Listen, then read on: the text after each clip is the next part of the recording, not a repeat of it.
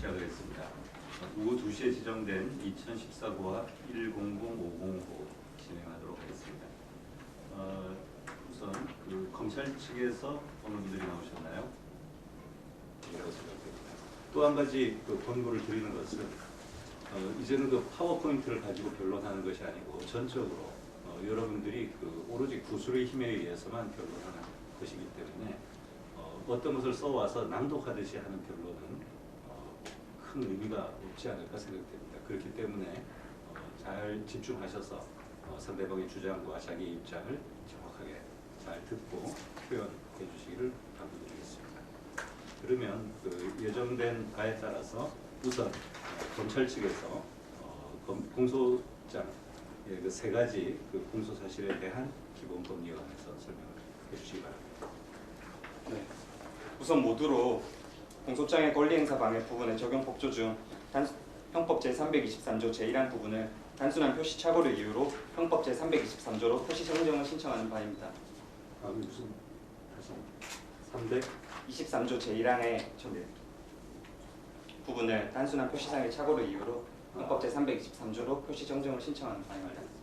이유는 무엇이죠? 네, 설명해 주시기 바랍니다. 저희가 단순히 표시를 보기했습니다.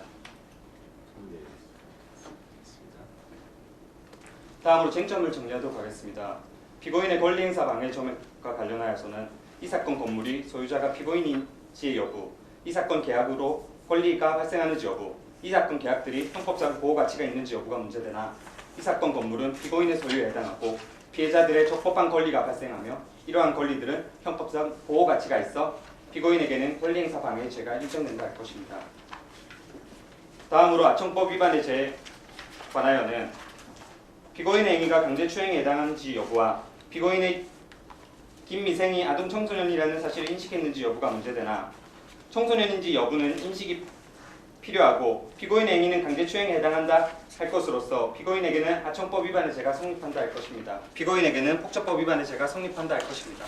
이상입니다. 감사합니다. 변호인 측에서 쟁점에 관해서 이 사건 건물을 철거하여 위 사람들의 권리 행사를 방해한 부분입니다. 쟁점은 세 가지로 정리됩니다. 이 사건 건물의 소유자가 피고인인지, 이 사건 계약이 본계약인지, 이 사건 계약들이 정당하게 성립하는지 여부입니다. 다음으로 공소사실 제2항 아동 청소년의 성보호에 관한 법률 위반 강제추행의 점입니다. 2014년 10월 18일 18시 40분경 동대문 역사문화공원역에서 충무로 입구역으로 향하는 서울 지하철 4호선 정동차 안에서 미성년자인 김미생의 엉덩이 왼쪽 부분을 이에 만져 추행한 부분입니다. 본죄의 정점은 네 가지입니다. 피고인이 쟁점을 조금 천천히 말씀하심으로써 상대방은 그 쟁점을 좀 받아 적어서 그 쟁점에 대해서 답변할 수 있는 기회를 좀 하겠습니다. 본죄의 쟁점은 네 가지입니다. 첫째, 피고인이 피해자가 청소년임을 인식했는지. 둘째, 피고인의 행위가 강제추행에 해당하는지. 셋째, 강제추행의 고의가 있었는지. 넷째, 성폭력 범죄 등의 처벌에 관한 특례법 제11조 공중밀집장소에서의 추행으로 의율할 수 있는지 여부입니다. 마지막으로 공소사실 제3항 폭력행위 등 처벌에 관한 법률 위반, 집단흉기 등 상해의 점입니다. 피고인이 2014년 10월 20일 1시 15분경 서울 서초구 서초로 5위 자택에서 피해자 김도수의 뒷머리와 뒷목을 위험한 물건인 어린이용 야구 방망이로 각 1회 가격하여 외상성 경막 하 출혈상을 입힌 점입니다. 쟁점은 세 가지로 정리됩니다. 첫째, 나무로 된 어린이용 야구 방망이가 위험한 물건인지. 둘째, 피고인의 행위가 형법 제21조 제1항의 정당방위에 해당하는지. 셋째, 피고인의 행위가 형법 제21조 제2항 혹은 제3항의 가행방위에 해당하는지 여부입니다. 이상입니다.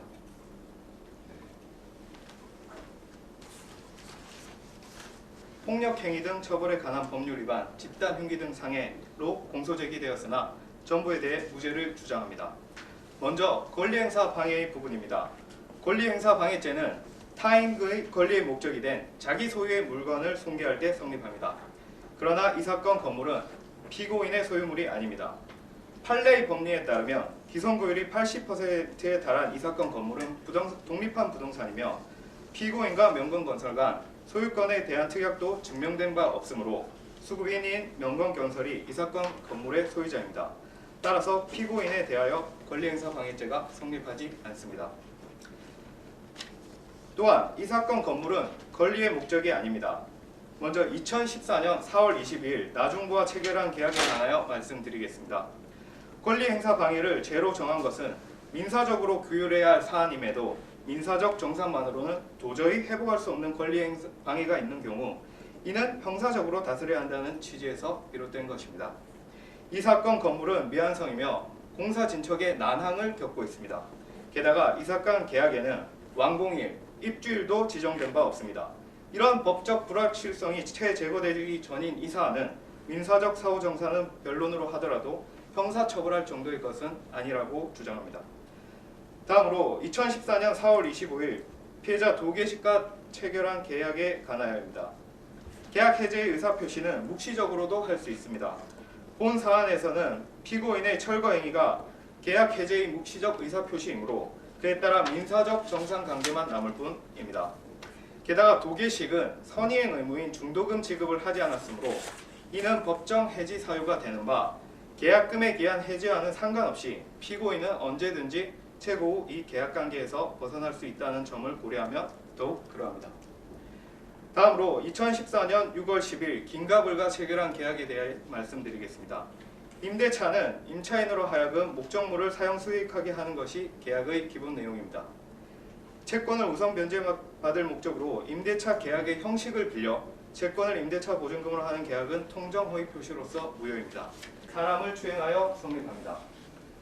피고인은 김양의 엉덩이 왼편을 2차례 만진 행위 외에 다른 흑백이나 협박은 전혀 없었고 피고인의 행위는 항거를 곤란하게 할 정도의 유형력의 행사가 아닙니다. 따라서 강제추행죄는 성립하지 않습니다. 피고인의 행위는 이른바 기습추행도 아닙니다. 밀집 장소인 전철 내에서는 원치 않는 신체 접촉이 빈번히 일어나며 피고인은 강제력을 사용함이 없이 피해자의 엉덩이를 가볍게 만진 것에 불과한 것을 고려하면 피고인의 행위를 추행으로 인정할 수 없습니다. 또한 피고인을 공중밀집 장소 추행으로 의율하는 것도 실질적 방어권 행사에 제약이 됩니다. 비록 축소 사실의 인정은 전적으로 재판부의 권한일 것이지만 양죄는 구성 요건이 판이하게 달라 이를 적용하는 것은 피고인의 방어권 행사에 제약이 됨을 고려해 주시기 바랍니다. 포로된 어린이용 나무 방망이는 위험한 물건이 아닙니다. 피고인이 사용한 나무 재질의 어린이용 나무 방망이는 통상 8세가 가지고 노는 장난감이며 통상 어린이용 야구 방망이는 길이와 무게의 차이를 의미하는 드롭 수치가 -10에 가깝습니다. 그러나 일반적으로 성인이 사용하는 야구 방망이가 양수값을 가진다는 것에 비해 볼 때 어린이용 야구 방망이는 위험한 물건이라고 볼 수가 없습니다. 설사 피고인의 행위가 폭처법상 구성 요건을 충족하더라도 피고인의 행위는 형법 제21조의 정당방위에 해당합니다. 행위 당시 피고인에게 현재 부당한 침해가 있었음은 명백합니다. 이 사건에서 피해자는 야심한 시각에 어린 아들과 노모만 있던 집에 침입한 괴한이었고 도망가려고만 했다고 하더라도 피해자의 머릿속을 그 당시에 피고인은 알 수가 없습니다. 피고인의 행위는 또한 방위행위입니다. 판례는 방위행위에는 적극적 반격을 포함하는 반격 방어도 포함된다고 설치한 바 있습니다. 피고인이 피해자를 계속 가격한 행위는 행위의 주된 의사는 피해자를 제압하려 하는 것이었으므로 이는 방위 행위로 보아야 합니다. 피고인의 행위는 정당방위로서 위법성이 조각된다고 보아야 합니다.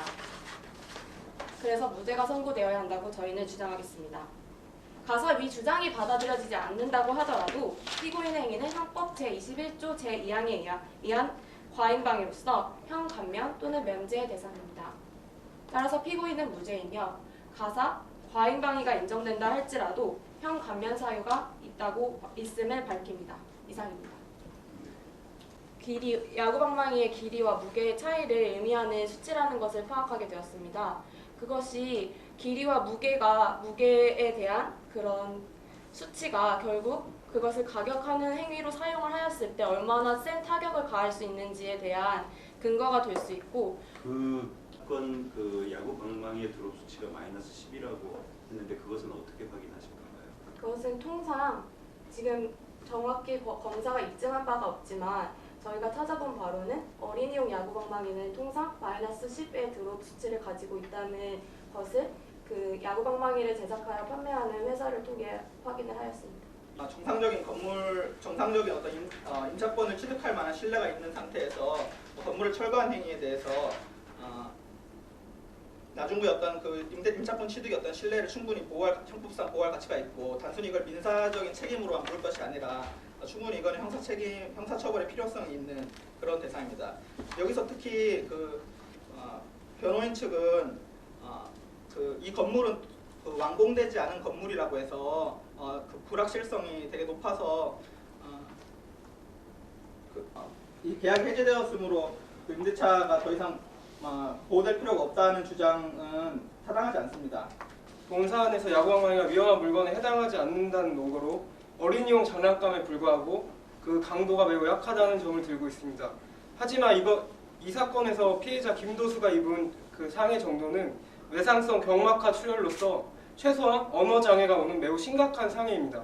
이러한 상해를 입을 정도이면 그 야구방망이의 단지 지금 과학적 증거도 제출하지 않은 강도만으로 그것이 위험한 물건에 해당하지 않는다고 하는 것은 무리한 주장으로 보입니다. 네, 다음으로 정당방위 부분에 대해서 변론을 진행하겠습니다. 정당방위에 대해서는 변호인 측에서 말하는 것처럼 정당방위 상황이 있었음은 저희도 인정하겠습니다. 이러한 피고인의 행위가 과연 방위 의사가 계속 이어져서 한 것인지 심히 의문입니다. 네, 우선 검사님. 네, 최종 변론을 시작하도록 하겠습니다. 케빈은 심지어 나홀로 집에 가 3까지 나온 상태에서 케빈의 행위에 대해서는 우리는 사회 감정에 치우치지 말고 이제는 그리고 지금처럼 법리적인 평가를 내려야 할 것입니다. 우리 헌법은 재산을 민사상의 책임을 넘어서 형사상으로 엄단히 보호하고 이에 위반되는 행위에 대해서도 징역형으로 처벌이 가능하게 규정하고 있습니다. 강복 이래 우리나라에서는 부동산의 중요성이 날로 커져가고 있으며 이러한 현상에 대하여 대법원은 부동산에 관하여는 신뢰관계를 위반한 임무위배 행위에 대하여 죄책을 묻고 있습니다. 이러한 부동산의 자의적인 처분 행위에 가벌성을 엄중히 평가해 주시기를 부탁드립니다. 또한 피고인은 피해자 김미생이 저항할 틈도 없이 피해자의 엉덩이를 2회 지는 방법으로 15세의 여학생인 피해자를 강제로 추행하였습니다. 여자의 엉덩이를 만지는 행위만으로도 성적 수치심을 일으키는 명백한 추행이라 할 것인데 더욱이 피해자가 15세의 여학생이라는 점에서 청소년을 성범죄로부터 보호하고 청소년이 건강한 사회 구성원으로 성장할 수 있도록 이끌어야 할 책임 있는 성인에 의하여 이루어진 범죄라는 점에서 그 죄질이 상당히 불량합니다. 피고인은 또한 위험한 물건인 야구방망이로 피해자에게 의식불명의 상해를 가하였습니다. 그 결과 현재 피해자 김도수는 식물인간 상태에 있고 피해자의 형은 피해자의 병원비를 감당하지 못하여 자살하기에 이르렀으며 피해자의 가족들은 형용할 수 없는 슬픔과 감내할 수 없는 고통 속에서 하루하루를 살아가고 있습니다. 그러나 피고인은 다시 이러한 상황이 발생하여도 비슷한 행동을 할 것이라고 진술하면서 자신의 범행에 대한 반성의 기미를 전혀 보이지 않고 있습니다. 따라서 피고인에게는 엄중한 처벌이 요구됩니다. 특히 정당방위라는 미명하에 아무렇게나 폭력이 과도하게 행사되는 일은 근절되어야 할 것입니다. 이러한 사정들을 고려하시어 피고인의 각 행위에 대해 엄격한 법의 심판을 내려주시기 바랍니다. 그리고 추가적으로 저희가 보강 증거로 공준 지하철 내 영상 녹화물과 그리고 아청법 위반의 점에 대한 목격자 김목격을 증인으로 신청하는 바입니다. 우리 인류가 인치주의의 장악한 형벌권 오고 남용에 맞서 수많은 피로써 얻어낸 인류 이성 자산의 결실입니다. 존경하는 재판장님, 검사는 피고인이 김가불 등의 권리 행사를 방해했다고 주장하지만 그 건물은 처음부터 피고인의 소유가 아니었습니다. 또한 이 사안에서는 완공일, 입주일도 지정된 바 전혀 없습니다. 거래 관념을 들어서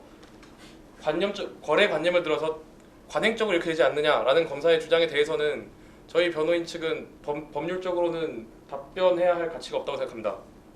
또한 검사는 피고인이 김미생 양을 강제로 추행했다고 주장합니다.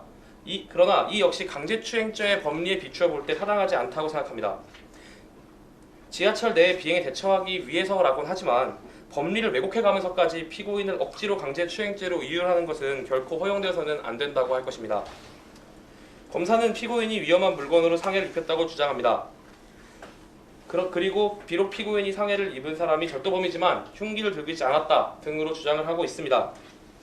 물론 여러 가지 증거들이 있을 수 있고 피고인의 유죄를 입증할 만한 증거가 더 있을 수 있다는 것은 가능성 자체로는 인정합니다. 그러나 증거 개시가 이미 끝난 상태에서 이제 보강 증거를 제출하겠다고 하는 것은 피고인의 실질적인 방어권 행사에 있어서 상당한 도전이라고 생각합니다. 마지막으로 검사 측은 피고인이 2억 원 상당을 횡령했다고 주장을 하고 있습니다. 이것이 실제로 따로 떼어서 보관하고 있는 물건이었는지 혼화되었는지 혹은 실질적으로 경제적인 피해를 정보할 수 있었는지 없었는지에 대해서 조금 더 논의가 필요하다고 생각합니다. 따라서 저희 변호인 측은 다음 기일에 앞서 말씀드린 드롭 수치에 대한 과학적 검사 결과와 손괴, 사기 등의 방어를 위해서 추가적인 논의를 피고인과 상의하고 진행토록 하겠습니다. 감사합니다. 검찰 측, 변호인 측 모두 오늘 고생들 많이 하셨고요. 진지한 그런 토론과 변론 그리고 응급 상황 속에서도 의연하게 잘 대처하셔서 변론해 주신 것에 대해서 재판장으로서도 꽤 재미있게 잘 들었습니다. 수고들 많으셨습니다. 정보 제공 의무가 채무가 아니라고 주장하는데 이 부분에 대해서는 저희 원고는 정보 제공 의무가 있다는 점을 앞서 말씀드린 바와 같이 전제를 하고 있으므로 그 부분에 대한 주장은 이유 없다고 할 것입니다. 먼저 조합인 점을 저희가 주장한 것은 아닙니다. 조합과 같이 인적 신뢰가 요구되는 계약이라고 하더라도 저희는 이 사건 채권 계약이 적어도 이메일 내역은 어디까지나 상속인인 원고에게 있기 때문에 적어도 원상회복 내지 반환 의무가 피고에게 있다는 점을 주장하고 싶은 것이었습니다. 다음으로 적어도 피고가 한순진의 요청 등을 검토하는 과정에서 차용금은 소멸시효도 임박하였다는 것까지 알았음에도 불구하고 불법행위에 있어서 고의 과실이 없었다는 피고의 주장 역시 이유가 없다고 봐야 합니다. 다음으로 다른 대체행위, 즉 원고가 별소를 제기하였다거나 아니면 다른 가압류 등의 시효 중단에 해당하는 권리 보존 조치를 취하였더라면 손해가 발생하지 않았을 것이라고도 주장하고 있는데 어디까지나 그런 대체행위가 주장되는 경우 피고의 책임이 감면되는 과실상계의 주장으로 볼 수 있을지 몰라도 적어도 그 손해 발생에 대해서는 인과관계가 있다고 봐야 한다고 주장합니다. 2분 범위내에서 자, 하십시오. 시작합니다. 네, 저희는 그 원 주장과 관련해서 이메일 제공 서비스를 제공할 채무가 있을 뿐이지 이메일의 내용을 상속인에게 알려줘야 할 채무는 이 채무의 범위에 포함되지 않는다고 생각하고 그렇기 때문에 채무 불이행 책임에 포섭되지 않는다고 생각합니다. 또한 정보통신사업자 법에 따라서 33조의 손해배상을 청구하였는데 과연 여기서의 정보통신사업자의 영무에 이러한 내용이 과연 포섭될 수 있는지가 의문입니다. 전기통신사업자법 제2조 정의규정에 보면 제10호의 보편적 영무, 11조의 기간통신 영무, 그 다음에 12조의 부가통신 영무가 규정되어 있는데 이 중에서 어떠한 영무에 포함돼서 이러한 주장을 하시는 것인지 자세한 설명을 부탁드리고 싶습니다. 소멸시효 완성을 알았음에도 불구하고 정보 제공을 미루었다는 이유로 원금 5천만 원에 대한 추가 청구를 하는 것은 타당하지 않다고 생각합니다. 망인이 사용하고 있는 이메일 아이디를 망인이 사망하고 난 이후에 그대로 승계해서 채권자 지위를 승계받는다라고 말씀하시는데 그 승계받는 채권자 지위의 승계 근거가 구체적으로 조합계약 같은 그런 그 비유나 이런 거 말고요. 구체적으로 어디에 법적 근거가 있는지 아니면 또 다른 계약상의 어떤 근거가 있는지 아니면 무슨 신의칙상의 근거가 있는지에 대해서 명확하게 한번 이야기해 줄 수 있어요? 망인이 사망함으로 인해서 종료됐다는 점은 인정을 합니다. 그러나 그 종료됨으로 인해서 아무런 그 망인이 이 피고에게 아무런 권리를 가지지 않는 것이 아니라 신의칙상 계약의 종료에 따라서 그 서버에 있는 이메일, 정보에 대해서 접속하여서 그 정보를 백업하거나 그 정보를 다시 보관할 수 있는 그런 권리는 신의칙상 계약에 따라 도출된다고 봅니다. 따라서 이런 계약자의 지위를 승계한 그 민법 1005조에 따라 승계한 피상속인이 이 신의칙상 계약상 신의칙에 따라서 도출되는 그 접속권을 승계하여 그 이메일에 대한 정보를 청구할 수 있다고 주장을 하는 겁니다. 그러면 그 접속권이 재산적인 권리라는 주장이십니까? 예예. 그 재산적인 권리라고 하는 게 접속권과 관련돼서는 그러면 뭘 근거로 재산권이라고 생각을 하시는지요? 일단 여기서의 정보는 그 소멸시효와 관련되어 있고 또 그 대여금 채권을 청구하기 위해서 그 이메일 내용이 필요한 것입니다. 그리고 그 이메일 내용은 채무자인 피고에게 그 채무의 급부의 객체로서 그 정보를 달라고 요구하는 것이기 때문에 재산성과 충분히 관련이 있다고 생각을 합니다. 그러면 접속을 할 수 있는 권한과 그 접속을 해서 그 안에 들어있는 내용물을 볼 수 있는 그거하고를 구별할 수는 없는 건가요? 그 아이디 패스워드를 통한 접근 권한과 이메일 계정 내역 자체는 구별할 수 있다고 주장하는 것입니다. 그 상속이 되더라도 이메일 내역은 원상회복으로서 반환되어야 하고 또 이메일 접근 권한 자체 역시 이 사건은 그 바이러스나 해킹에 대한 방화벽 자체 개인정보 보호가 어디까지나 주된 급부라기보다는 이메일 서비스, 포털 서비스 이런 이용 계약의 서비스가 주된 급부라고 생각하기 때문에 그 부분에 대한 재산적 가치가 있고 그렇게 재산적 가치를 본다면 민법 1005 약관은 승계된다는 약관의 규정은 없지만 민법 1005조에 따라 당연 상속될 수 있다고 주장하는 것입니다. 혹시 원고 측의 주장 근거로 끌어낼 수 있는 걸 한번 생각해 보셨나요? 제가 답변해 드리겠습니다. 네. 그 정보통신망법 제49조에서는 그게 형사처벌 규정입니다. 그래서 형사처벌을 할 때는 굉장히 엄격하고 제한적으로 해석을 해야 합니다. 그리고 그 피고는 그 규정이 법적 장애로서 작용을 하기 때문에 원고에게 줄 수 없다고 하는데 거기에서의 타인은 그 상속인 포괄승계한 상속인은 해당하지 않고 그리고 관련 대법원 판례를 보면 거기서의 그 타인의 비밀은 그 소의 한순진이라든지 그런 계정자 이외의 그런 제3자의 그 정보를 보호하려는 규정이 아닙니다. 따라서 이런 것의 반대 해석상 타인의 비밀에도 해당하지 않고 타인의 정보를 훼손하거나 침해, 그러니까 부당한 방법으로 침해하는 것도 아니고 그런 경우가 아니기 때문에 그 반대 해석으로 저희는 저희의 청구를 주장할 수 있다고 생각합니다. 마지막으로 하나만 더 묻겠습니다. 조금 전에 그에 관련돼서 그 설명을 비유로 들었는데 비유가 이것에 어느 정도 적합하다고 생각하는지 한번 설명을 해보시죠. 예금 채권보다 더 큰 경제상 이익을 목적으로 하는 어떤 파일이라든지 그런 자료들을 서로 주고받을 때도 지금 일상생활에서 충분히 이용을 하고 있습니다. 따라서 이메일 내용 중에서도 금융 정보만큼 굉장히 중요한 경제적 그런 정보들이 포함되어 있기 때문에 이 사건에서도 물론 혼재되어 있는 정보이긴 하지만 그 혼재되어 있는 정보 중에서도 상당한 경제적 가치가 있는 정보들이 있는 점을 좀 살펴주시기 바랍니다. 네, 다만 이제 인과관계가 없다라고 하는 주장과 관련돼서 좀 더 보충해서 설명해주면 좋겠는데요.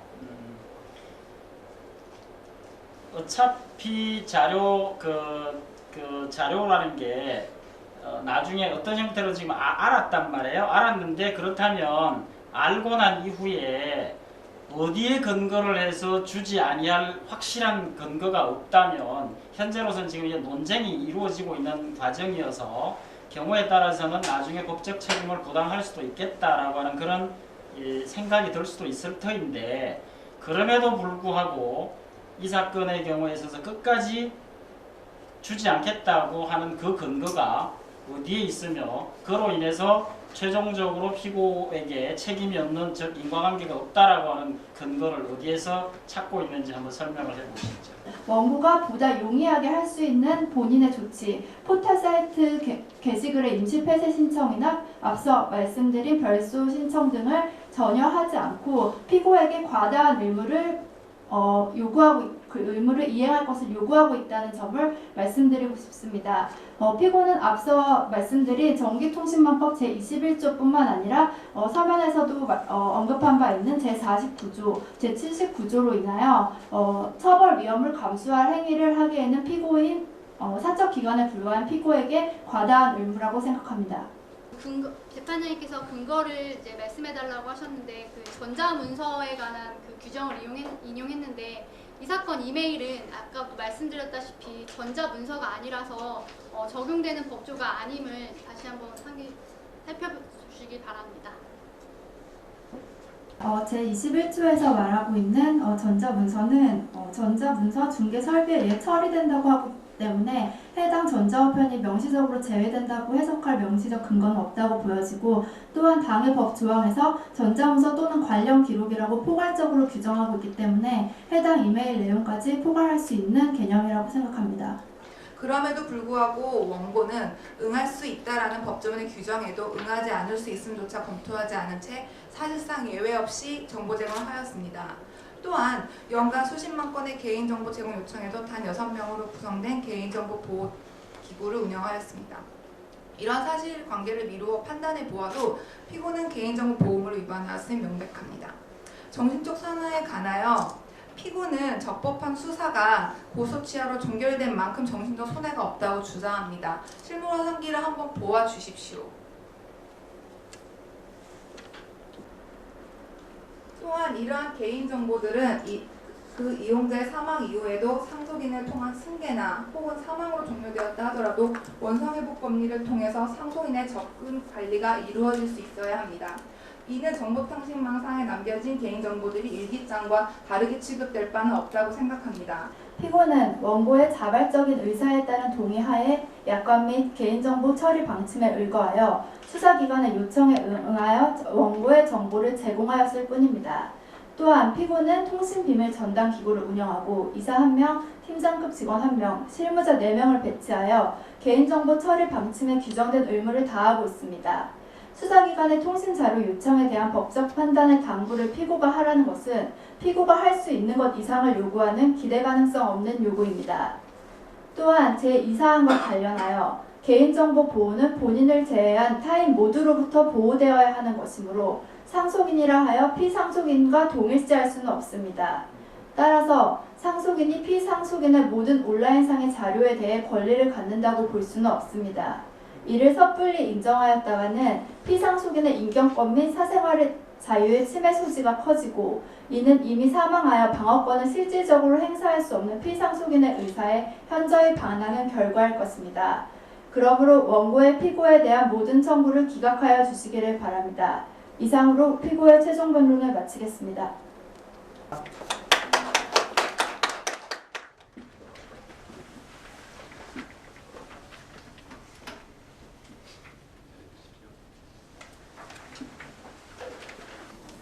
다음으로 피고인은 지하철 4호선 전동차 내에서 15세인 피해자 김미생의 엉덩이 왼쪽 부분을 손으로 쥐듯이 만진 사실이 인정되므로 피해자를 강제추행하여 아동청소년 성보호에 관한 법률 위반, 강제추행죄, 이하 아청법이라 하겠습니다.가 성립합니다.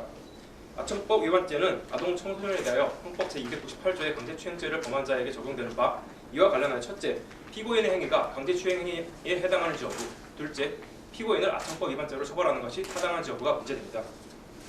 다음으로 피고인은 위험한 물건인 나무로 된 어린이용 야구 방망이를 휴대하여 피해자 김도수에게 치료기간을 알 수 없는 외상성 경막하 출혈 등의 상해를 가하였으므로 폭력행위 등 처벌에 관한 법률 위반, 집단흉기 등 상해, 이하 폭처법 위반죄로 하겠습니다.가 성립합니다.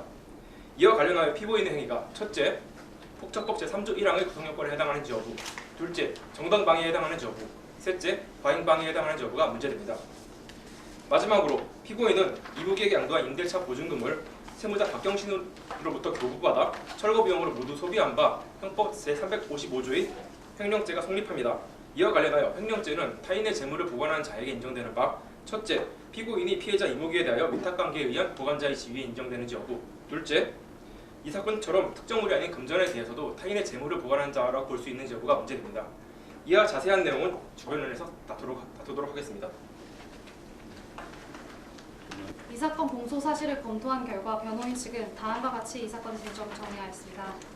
먼저 피고인에 대한 권리행사 형법 제323조 권리행사방해 점에 대하여는 검사 측에서 말씀하신 바와 같이 이 사건 건물이 피고인 소유의 건물로서 형법 323조 권리행사방해죄의 객체인 자기 소유 물건에 해당하는지가 문제됩니다. 그러나 변호인은 이에 대하여 이 사건 건물의 소유권은 수급인인 명건건설의 소유로서 피고인의 소유의 물건에 해당하지 않으므로 권리행사방해죄의 객체에 해당하지 않음을 주장하고자 합니다.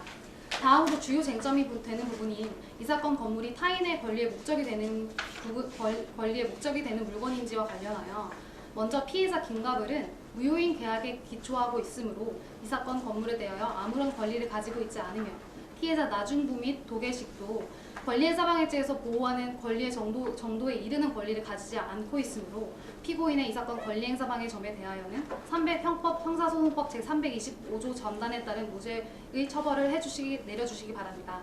다음으로 피고인에 대한 아동청소년의 성보호에 관한 법률 강제추행 제7조 제3항 이하 아청법이라고 하겠습니다. 이 점에 대해서는 검사 측에 말한 바와 같이 이 사건 피고인의 행위가 강제추행 행위에 해당하는지와 더불어서 폭행행위 자체가 추행행위로 인정되는 경우에서 경우인 기습추행에서 이 강제성이 인정될 수 있는지가 추가적으로 문제되고 또한 여기서 폭행의 정도가 과연 그 힘의 대소 강약을 불문하는 정도에 그치는 것이 과연 타당한지에 대해서 변호인의 입장을 제시하겠습니다.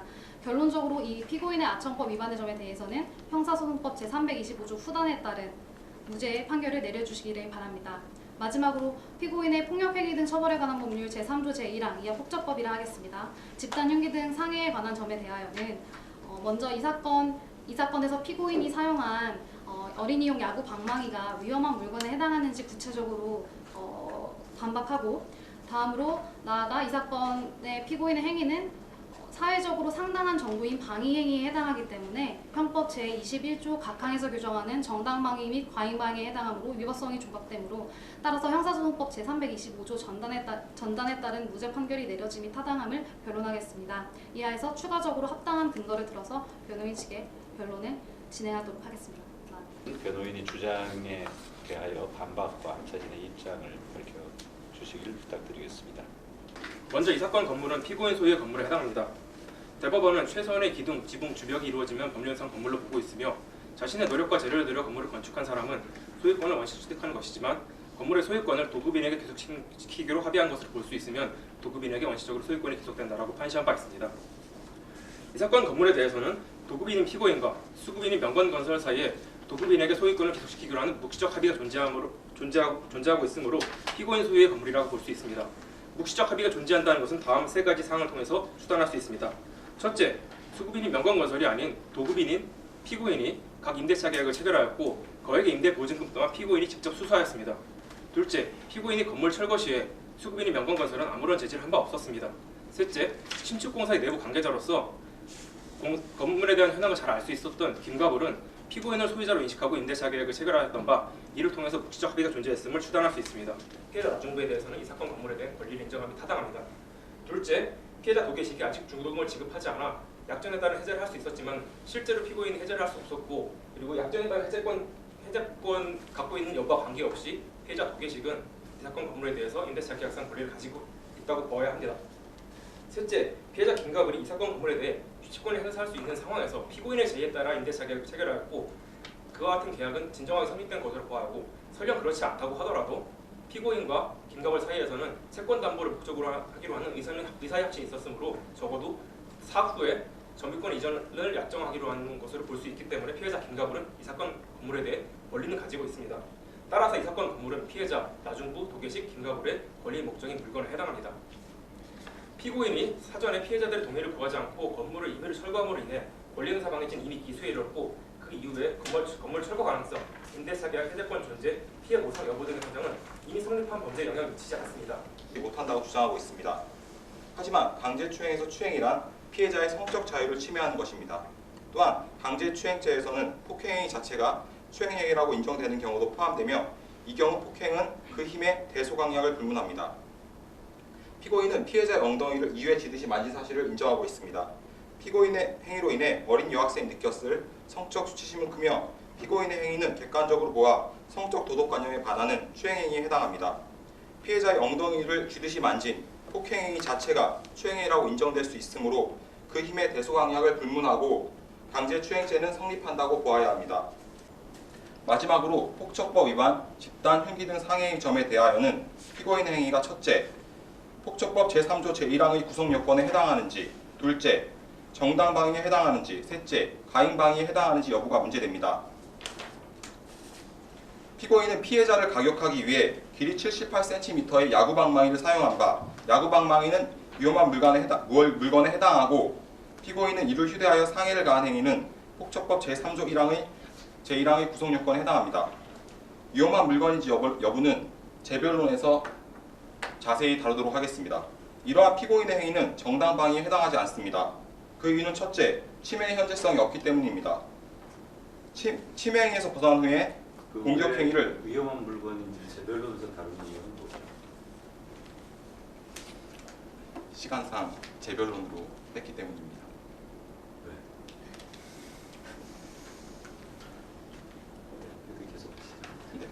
계속하도록 하겠습니다. 대법원에 따르면 침해 행위에서 벗어난 후에 공격 행위는 정당방위로 볼 수 없습니다. 절도범인이 도망하려는 경우 침해 행위는 종료되었다고 보아야 하고 적어도 피해자가 얼굴을 맞아 쓰러진 시점에서 침해 행위는 완전히 종료되었습니다. 도망하려 할 뿐인 것을 인식하고 있었음에도 계속하여 피해자를 공격하였습니다. 이는 오히려 공격 의사에 기한 행위로 보아야 합니다. 셋째, 상당성을 인정할 수 없습니다. 피고인과 피해자의 체격 차이는 연예인 강호동과 김재동의 체격 차이와 유사합니다. 피고인과 피해자의 키는 10cm, 몸무게는 무려 35kg이나 차이가 나는 것입니다. 피고인은 주먹으로도 충분히 피해자를 제압 가능했고 피해자는 저항하지 않는 상황이었으므로 피해자를 제압하기 위해 야구방망이로 때릴 필요가 없었습니다. 따라서 정당방위에 해당한다고 볼 수 없습니다. 나아가 가인방위에도 해당하지 않습니다. 피고인은 아내가 놀랄지도 모르니 제압해야겠다. 다시 이러한 상황이 온다 해도 비슷한 행동을 할 것이다 라고 진술한 바 있고 주저없이 피해자를 붙잡아 때린 사실 등에 비추어 보면 피해자는 행위 당시 공포나 당황 등으로 위축된 정신상태에 있다고 보기 힘듭니다. 따라서 피고인 행위를 가인방위 행위로 볼 수 없습니다. 피고인의 행위는 사회통념상 용인될 수 없는 것이므로 피고인을 폭처법 제3조 1항으로 처벌함이 상당합니다. 이상으로 주변론을 마치겠습니다. 도급계약의 경우에 일부 예외를 인정하고 있긴 하지만 그런 경우에도 당사자 간에 도급인에게 소유권을 귀속시키기로 하는 특약이 존재하였다는 사정을 요구하고 있습니다. 이 사건의 경우를 살펴보면 이 사실관계에 살펴보면 수급인이 공사대금을 지급하지 못해서 신축공사가 중단된 상태입니다. 이에 비추어 보면 이 사건 건물은 수급인의 출제로 지어진 건물에 해당한다고 볼 수 있습니다. 따라서 판례의 원칙적인 태도에 따르면 수급인이 소유인에게 원칙적으로 소유권이 귀속되고 또한 여기에 소유권 특약이 있었다는 사정이 있는지 살펴보았을 때 도급인에게 건축 허가 명의를 해주고 도급인 명의로 소유권 보존 등기를 하는 등 여러 가지 재반 사정, 소유권 특약을 하였다는 재반 사정이 전혀 보이지 않습니다. 피고인 소유의 건물이라고 추정하고 계시지만 이러한 부분에 대해서는 변호인은 채권을 담보하기 위한 목적으로 임대차 계약을 체결하는 것은 판례가 명백히 토정한 표시에 해당할 무효라고 보고 있습니다. 이러한 취지는 임대차 계약은 본질로서 사용 수익을 전제로 하는데 피해자 김가불은 자신이 경찰에 사한 진술에도 볼 수 있듯이 자신이 전혀 앞으로 이 건물에 대해서 입주할 생각도 없고 강제추행죄는 19세 미만, 13세 미만 그리고 성년의 경우를 각자 다른 법정형을 규정하여 처벌하고 있습니다. 피해자가 15세 어린 소녀에 해당한다는 점도 고려를 하셔서 이 경우에는 아청법 위반죄 강제추행죄로 유죄로 선고해 주시기 바랍니다. 또한 폭처법 위반죄와 관련하여 야구방망이는 위험한 물건에 해당하고 이를 휴대해서 피해자에게 상해를 입혔다면 이는 폭처법 제3조 1항의 구성요건에 해당합니다. 피고인과 피해자는 상당한 체격 차이가 있습니다. 피고인은 야구방망이를 동원하지 않고도 피해자를 충분히 제압할 수 있었고 피해자는 겁먹고 도망하려고 하고 있었습니다. 그럼에도 불구하고 야구방망이로 뒷머리 부분을 가격해서 결국 피해자를 식물인간에 만들었다면 그 상황의 특성에 비해서도 상당성은 초과한 것으로 보아야 하고 이에 대해서도 유죄에 선고해 주시기 바랍니다. 마지막으로 추가 쟁점인 횡령죄에 대하여서는 피고인과 피해자는 임차보증금 2억 원 중 1억 원에 대해 채권 양도 계약을 체결한 바 있습니다. 피고인이 채무 전액을 변제받았다면 그중 1억 원에 대해서는 피해자의 재물을 보관하는 위치에 있었기 때문에 그 비용을 건물 철거 등으로 사용하는 것은 횡령행위에 해당합니다. 따라서 횡령죄에 대해서도 유죄를 선고해 주시기 바랍니다. 이상입니다. 이는 개인의 자유를 심히 침해할 뿐만 아니라 죄형 법정주의 원칙에도 어긋난 해석이라는 점에서 부당합니다. 다음으로 아청법 위반의 점에 관하여 말씀드리겠습니다. 피고인은 비난받아 마땅할 사람입니다. 하지만 그렇다고 하여 단순히 만지는 행위를 폭행이라고 보아 피고인에게 아청법 위반을 인정하는 것은 부당합니다. 이렇게 볼 경우 법정형에 큰 차이가 있는 아청법상 강제추행죄와 성폭법상 단순추행죄의 구별이 모호해지고 피고인이 자신의 책임 이상의 벌을 받기 때문입니다. 아울러 피고인이 자신의 행위를 인정하고 깊이 뉘우치고 반성하고 있다는 점을 고려해 주시기 바랍니다. 마지막으로 폭처법 위반의 점에 관하여 말씀드리겠습니다. 여기 계신 모든 여러분 한 번만 피고인 입장에서 생각해 주시기 바랍니다. 그날 밤 그 연약한 가족들이 집에 있는 상황에서 피고인은 도둑과 마주하였습니다. 아마도 피고인은 틀림없이 걱정되고 무서웠을 것이며 당황하였을 것입니다. 그 몸싸움 중 발생한 피고인의 공격을 위법한 것이라 볼 수 있을까요? 피고인의 행위로 인하여 안타까운 결과가 발생한 것은 사실입니다. 그러나 그 행위는 가족을 지키기 위한 가장의 몸부림이었다는 사실을 기억하여 주시고 아울러 피고인은 피해 변제에 있어서 최선을 다하고 있음을 기억하여 주시기 바랍니다. 부디 이러한 점을 고려하시어 반대한 처벌을 부탁드립니다. 이상입니다. 심심한 감사와 수고했다는 말씀 전해드립니다. 이메일 주소를 제공했다고 해서 별도의 손해가 인정된다고 볼 수 없다라고 저희는 생각합니다. 그렇다 어떠한 일정 부분의 전자우편이 저작물이라고 인정이 되더라도 그것을 골라서 이제 피고가 이제 열람하고 그걸 골라서 저작권의 보호를 받는 전자우편이 무엇인지 확정하는 작업 자체가 너무 모호하고 이제 골라서 그 열람을 해야 하기 때문에 그런 것 자체가 이제 소위 한순진이나 이제 고 정상호의 사생활을 침해하는 과정이기 때문에 그것만 골라서 주는 것도 어렵다고 생각이 됩니다.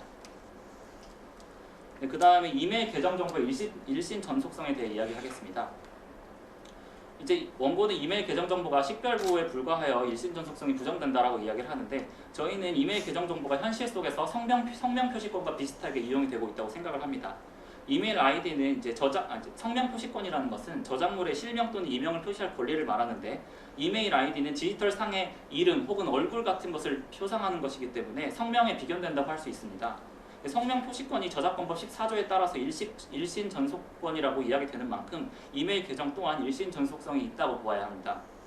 또한 같은 개인을 확인하는 식별번호로 이용되는 주민등록번호의 예로 비추어 봤을 때 주민등록번호는 사망과 동시에 소멸하도록 주민등록법상 규정되어 있습니다.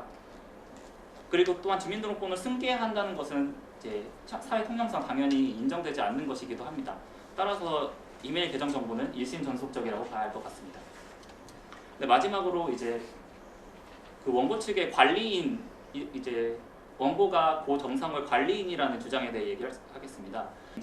이러한 디지털 정보까지 확장될 수 있는 논리는 아니라고 생각이 됩니다. 또한 관리인 이야기를 하면서 원고가 정상호의 동의를 받았다고 이야기를 하는데 원고에게 관리인 지위를 주지 않는다고 볼 수 있을 것 같습니다. 이상입니다. 네, 고생하셨습니다. 돈을 차용한 사실, 돈을 다른 사람에게 빌려준 사실이 있고 그런데 또 보니까 자칫하면 시효가 소멸할 기간도 얼마 안 남았다 이렇게 됐단 말이에요. 어쨌거나 간에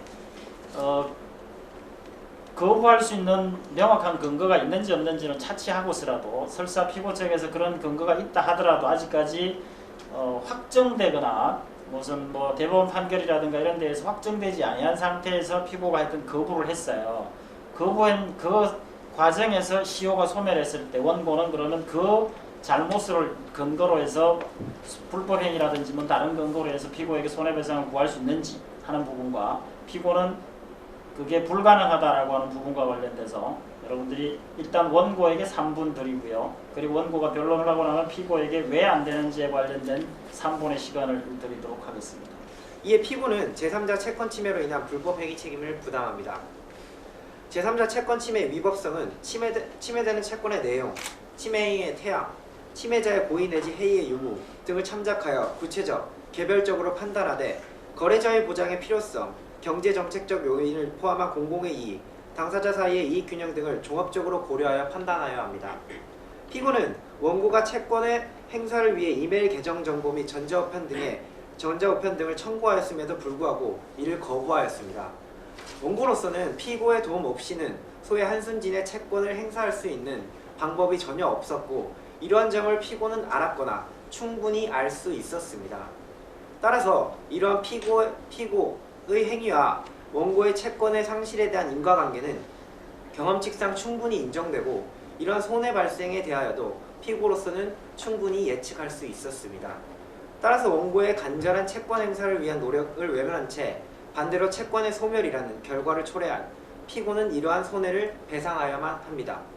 또한 원고는 소의 망인의 계약상 지위를 상속하였고 따라서 피고는 소의 망인에게 부담하던 계약상의 보호 의무를 원고에게도 그대로 부담하여 이는 신뢰관계가 있다고 할 수 있습니다. 우리의 책임 역시 부담합니다. 따라서 원고가 입은 손해액인 5천만 원에 대해 피고는 이를 배상할 의무가 있습니다. 이상입니다. 네, 피고 측에서 답변하시겠습니다. 준비되셨어요? 네. 이제 시작하십시오. 네, 답변 드리겠습니다. 원고의 추가 청구는 이유 없습니다.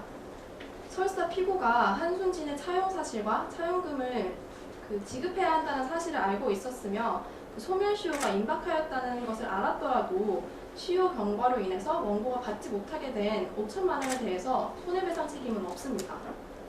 우선 저희는 원고에게 손해가 발생한 점은 인정하며 또한 피고의 행위와 원고의 손해 간의 인과관계는 인정하는 바이며 이를 굉장히 안타깝게 생각하는 바입니다.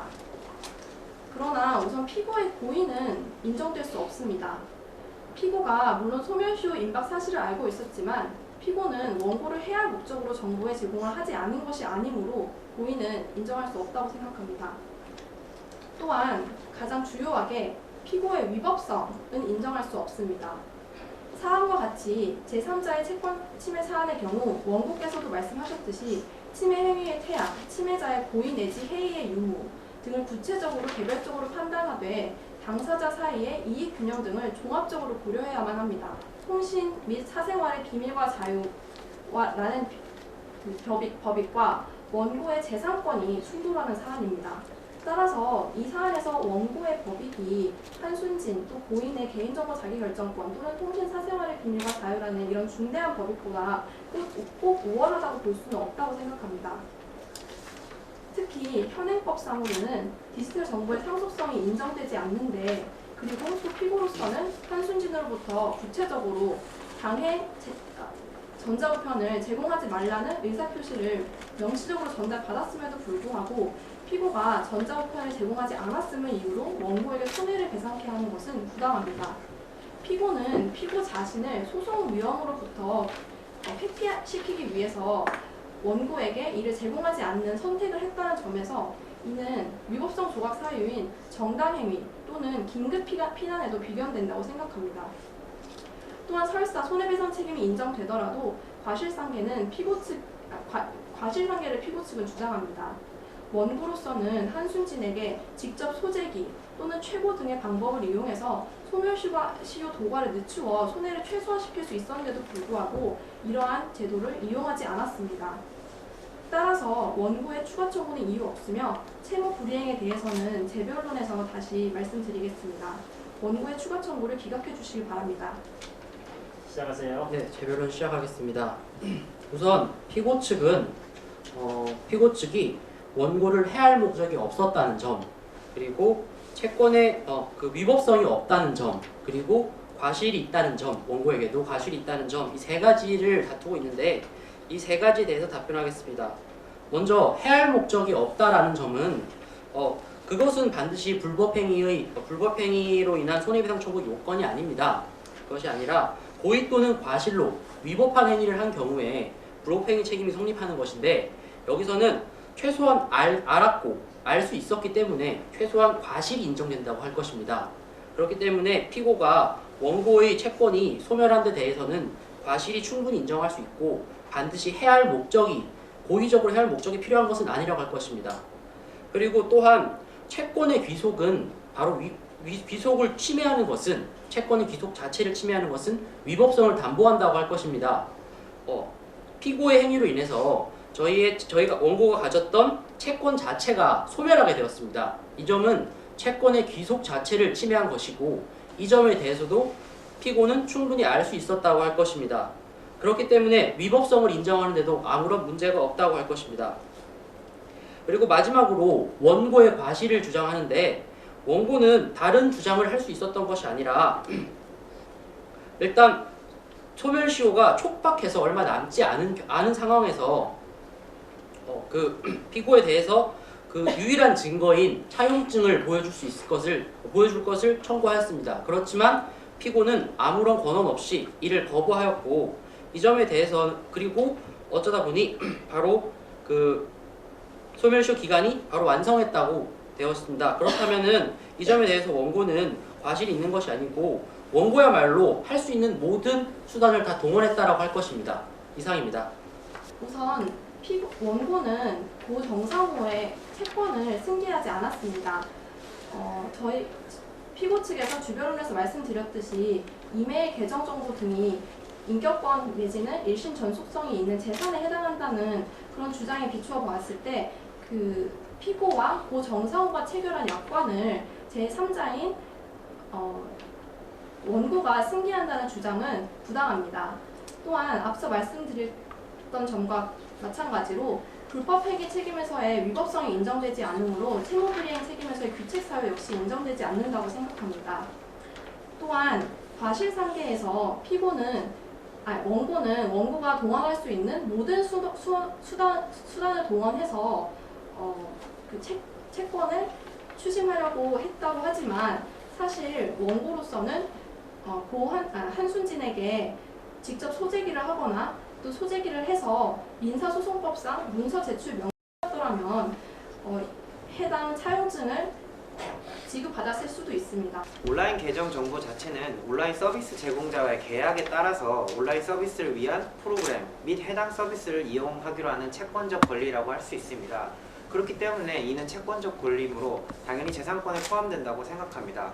또한 전제우편 내용이 재산성을 가지고 상속이 된다고 주장하고 있습니다. 이에 전제우편 내용과 결합하여 이메일 계정 정보 역시도 접근성을 가지므로 이 자체로서도 가치를 가진다고 할 수 있습니다. 이상입니다. 포털 사이트와의 그 이용 계약에 따라서 추가적으로 이메일을 주고받고 하면서 쌓여 있는 이메일에 대한 나중에 뭐 접근권을 어떤 식으로 인정하는 거하고 그거에 대해서 통체적으로 전체적으로 소위 말해서 계약상의 지위가 승계된다라고 하는 거하고 상관관계가 어떻게 있습니까?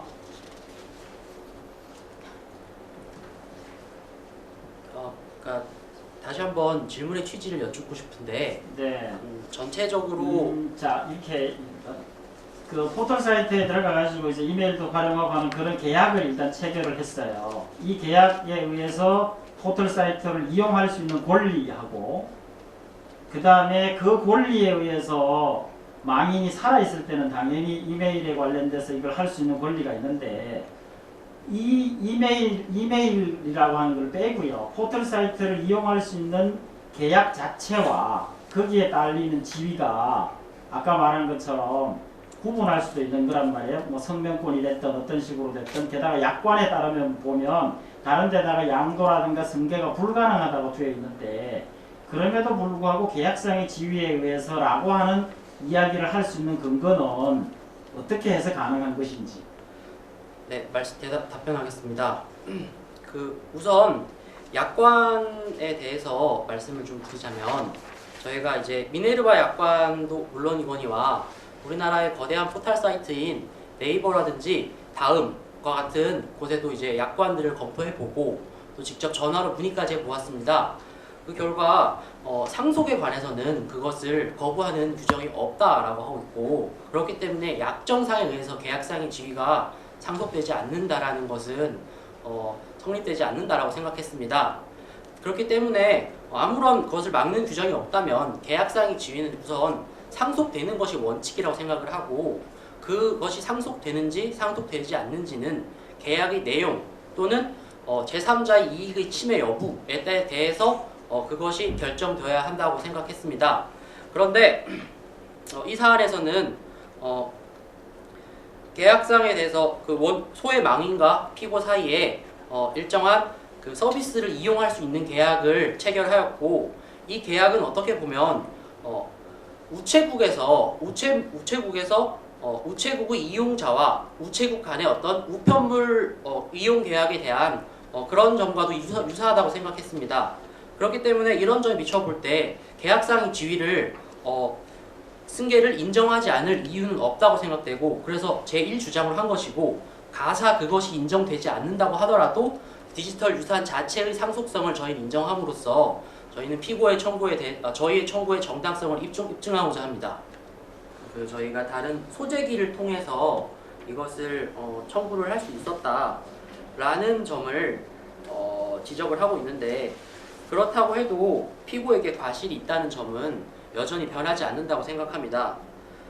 이 사안에 보면 차용금의 소멸시효가 임박하였다는 것을 알고 있었고, 그리고 저희로서는 그 최후의 수단인 소제기를 하기 전에 당연히 피고에게 차용증이라는 어떤 증거, 유일한 증거의 제시를 청구할 것이 사리상 당연하다고 생각이 되고, 그리고 저희는 그러한 정당한 조치를 취했다고 생각합니다.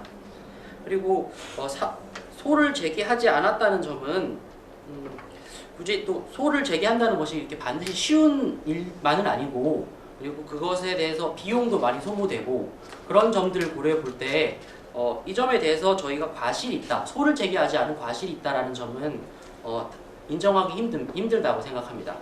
네, 답변 드리겠습니다. 피고 측에서 추가 청구에 관한 변론에서 말씀드렸듯이 설사 피고가 이를 알았다 하더라도 한순진으로부터 명시적으로 그 정보를 제공하지 말라는 의사표시를 받았고, 또 이를 제공할 시에는 민형사상 조치를 각오하라는 그런 위협까지 받았는데, 이러한 상황에서 자신의 소송 비용을 모두 쓰고서라도 원고의 재산권을 보장하기 위해서 이를 제공하라고 하는 것은 다소 과도한 부담을 피고에게 부담시키는 것이 아닌지 생각됩니다. 제3자의 요구사항이 있다고 해서 자기 책임이 면책되는 건 아니거든요. 그럼 제3자가 뭐라고 한다고 해서 그거에 따르기만 하면 전부 다 면책되는 건 아니란 말이에요. 그러니까 한순진이 이와 같은 요구를 했기 때문에 우리가 거기에 따랐다라는 그 이외에 자기 책임의 원칙 하에서 들어가서 봤을 때 어쨌거나 간에 구체적 내용을 알았음에도 불구하고 알려주지 아니하는 거에 대한 정당화의 근거가 또 다른 게 혹시 있을 수 있을까요?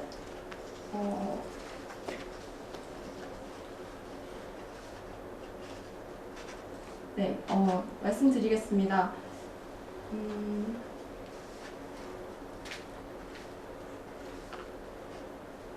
사실 저희는 피고 측은 지금껏 상속이 인정되지 않는다고 주장을 해왔습니다. 따라서 만약에 이것을 주게 되면은 사실 저희가 이야기했던 그 특별법, 정보통신망법 등에 위반되어서 위법한 행위를 저지르게 되는 것일 수도 있습니다. 따라서 그 원고 측의 재산권을 보장해주기 위해서 위법한 행위를 하라고 요구하는 것은 부당하다고 생각합니다. 물건과 관련돼서 또는 재물과 관련돼서 아니면 어떤 사회적 현상의 변화와 관련돼서 새로운 금지된 유추는 아니지만 확장된 허용의 해석이 가능한 범위가 어디까지인가라고 하는 것을 고민을 할 필요가 있거든요. 이와 같은 경우에 있어서 그러면 계정을 이용할 수 있는 기본적인 그 전제를 빼고 다른 사람의 정보가 들어있다 하더라도 종이로 된 편지의 경우는 그러면 재물성이 당연히 인정되는데, 그러면 디지털로 내가 비록 그 서버를 관리하고는 있지는 않지만 그 서버가 피고가 관리를 하고 있기는 하지만 그에 따라서 이루어지는 사회적 상당성에 비추어 봤을 때 관리 가능하다라고 하는 범주로서의 재물의 범위에 포함될 수 있는 여지는 없는 것인지, 그 부분과 관련돼서 혹시 어떤 생각을 갖고 있는지 한번 이야기해 보시겠어요? 개인정보이든 이메일 정보이든 나에 관한 정보는 온전히 나의 것이고 그 정보의 수집과 처리는 나의 의사에 따라야만 한다고 생각합니다. 그리고 임시로 개인정보를 보관하는 자가 나의 의사에 따르지 아니하고 수사기관에 불법적으로 나의 정보를 제공하여 극심한 정신적 고통을 입힌 경우에 그 손해는 배상되어야만 합니다. 약관이나 법률이나 어디를 살펴보더라도 개인정보는 보호해준다고만 했지 따라서 이러한 보호 의무는 당연히 인정되는 것이고 이러한 점을 신뢰한 원고는 당연히 보호되어야 합니다.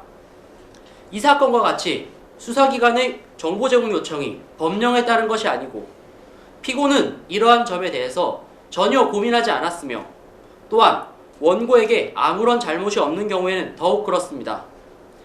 이처럼 계약의 내용에도 위반되고 한편으로는 위법한 정보 제공을 끊임없이 허용한다면 이는 표현의 자유를 위축시키고 원고 인격의 자유로운 발현을 막으며 나아가 민주주의의 발전마저 저해할 것입니다. 또한 마찬가지로 소의 망인의 이메일 정보는 원고에게 이미 상속되었으므로 이는 이제 원고의 정보입니다. 따라서 이메일 정보를 임시 보관하고 있던 피고로서는 원고에게 그 정보를 제공해야 할 것입니다. 내가 나의 정보의 제공을 청구할 수 있는 것은 당연합니다. 더욱이 수사기관이 위법하게 정보 제공을 청구할 때에는 법령에 위반하면서까지 이메일 주소를 덤으로 끼워서 제공하면서도 정당한 상속인이 정보 제공을 청구할 때에는 이유도 없이 거부하는 것은 모순되는 행동일 뿐만 아니라 또한 허용되어서도 안 됩니다. 그러므로 인용되어야 합니다. 재판부의 현명한 판단 부탁드립니다. 이상입니다. 피고의 수사기관의 정보 제공 행위를 원인으로 한 위자료 청구는 이유 없습니다. 우선 피고의 정보 제공 행위는 원고가 읽고 동의한 개인정보 취득 방침에 따른 행위였을 뿐입니다. 또한 통신자료 제공 시 정보통신 서비스 제공자에게 실체적 심사 의무를 부여하는 명문 규정이 없는 상황에서 우리나라의 현실상 정보통신 서비스 제공자가 수사기관의 통신자료 제공 요청에 응하지 않을 것을 기대하는 것은 부당합니다.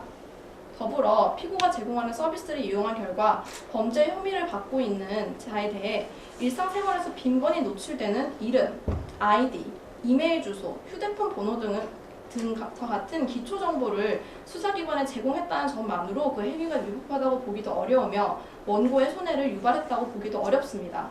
따라서 본 위자료 청구는 이유 없습니다. 한편 피고는 원고에게 고 정상호의 계정 정보와 전자우편을 제공할 의무도 없습니다.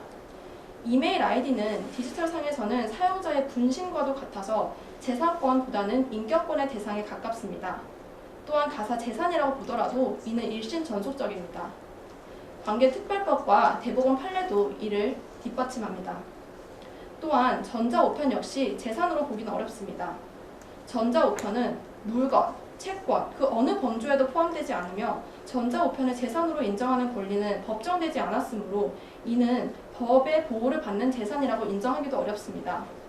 또한 만약 상속을 인정한다면 이는 관계특별법에 정면으로 배치되는 결과를 낳을 것입니다. 마지막으로 한순진에 대한 채권을 행사하지 못한 것을 들어 피고에게 그 책임을 묻는 것은 부당합니다. 피고로서는 자신을 위험에 빠뜨리면서까지 고인의 전자우편을 원고에게 제공할 이유는 없기 때문입니다. 피고는 원고가 경찰 조사를 받게 된 점, 또 아버지 고 정상호의 전자우편에 접근하지 못했고 또 이로써 한순진에 대한 채권을 행사하지 못한 점을 매우 애석하게 생각합니다. 다만 이는 약관과 현행법에 따른 적법한 결과일 뿐입니다. 원고께서는 이 문제를 민사법정이 아니라 국회 입법으로서 그 근본적인 해결을 도모하실 것을 조언드립니다. 재판부께서는 원고의 모든 청구를 기각해 주시기 바랍니다. 이상입니다.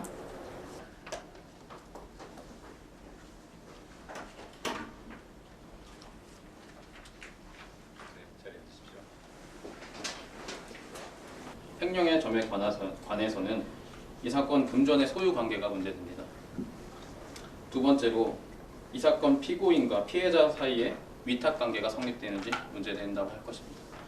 다음으로 이 사건 피의 사실 권리 행사 방해의 점에 대해서는 그 첫 번째 쟁점으로 이 사건 건물의 소유권의 귀속이 문제됩니다.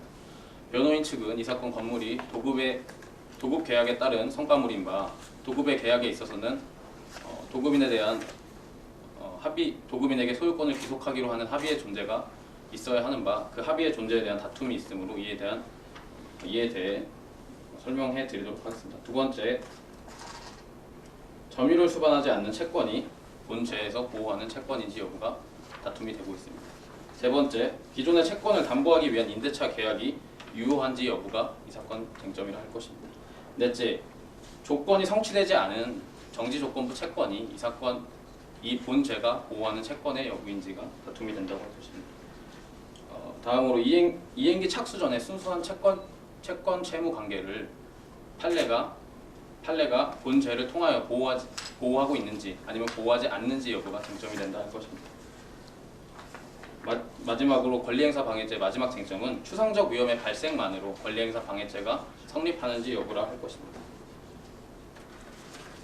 다음으로는 기습추행, 피의사실 비기습추행에 대한 쟁점에 대해서는 먼저 기습추행에서 요구되는 폭행, 협박의 정도가 다툼에 있습니다. 두 번째로 주관적 구성요건 요소로서 고의가 존재하는지 여부가 다툼이 있습니다. 세 번째로는 피고인이 이 사건 피해자가 아동인지를 인식하였는지 여부가 쟁점이 된다 할 것입니다. 다음으로 폭력행위 등 처벌에 관한 특례법에 관해서는 첫 번째, 이 사건 야구 방망이가 위험한 물건에 해당하는지 여부가 쟁점이 된다 하겠습니다. 두 번째로 방위 행위의 상당성 여부가 문제된다고 할 것입니다.